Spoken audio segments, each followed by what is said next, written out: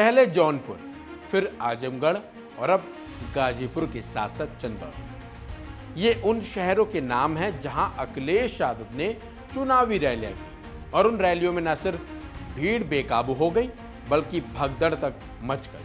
और तो और भीड़ पर काबू पाने के लिए पुलिस को लाठीचार्ज तक करना पड़ गया।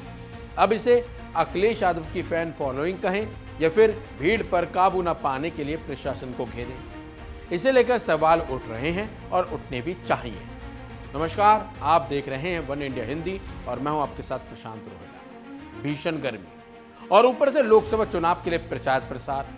बेशक लोकसभा चुनाव के चरण का ये आखिरी चरण बचा हो, लेकिन नेता कोई भी मौका हाथ से जाने नहीं देना चाहते और वो चिलचिलाती गर्मी में भी चुनावी सभाएं करने में जुटे हुए हैं।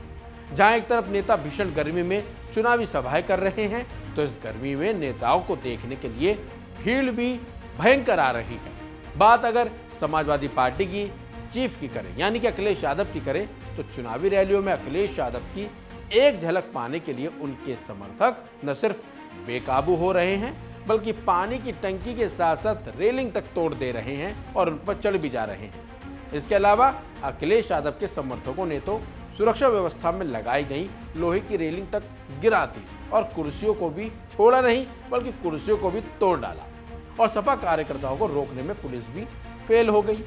हुआ यह था कि गाजीपुर में अखिलेश यादव चुनावी सभा को संबोधित करने के लिए पहुंचे हुए थे, लेकिन चुनावी रैली में पहुंचे सपा कार्यकर्ता अचानक से बेकाबू हो गए और मौके पर भगदड़ मच गई।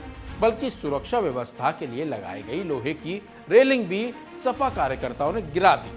सपा चाहे इसे लेकर कुछ बोले, लेकिन इस घटना से सवाल जरूर खड़े हो रहे हैं और होने भी चाहिए।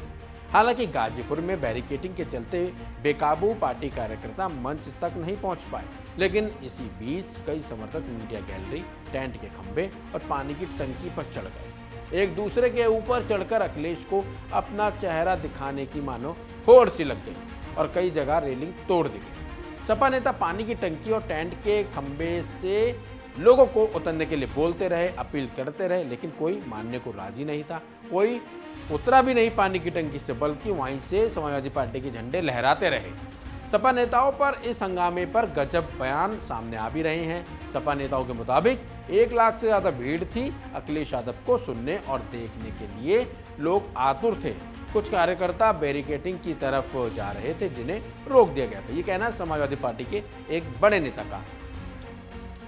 लेकिन जिस तरह से अखिलेश यादव की रैलियों में भीड़ उग्र हो रही है, रैलियों में पहुंचकर नुकसान पहुंचाया जा रहा है, मंच से अपने नेता यानी कि अखिलेश यादव के समझाने पर भी भीड़ रुकने को राजी नहीं है, तैयार नहीं है। ऐसे में कहा जा सकता है कि इस पर समाजवादी पार्टी को थोड़ा सोचना जरूरी है और सोचने की जरूरत भी है, क्योंकि अगर रैली में कोई घटना घटती है तो सवाल समाजवादी पार्टी और उनके नेताओं पर ही उठेंगे।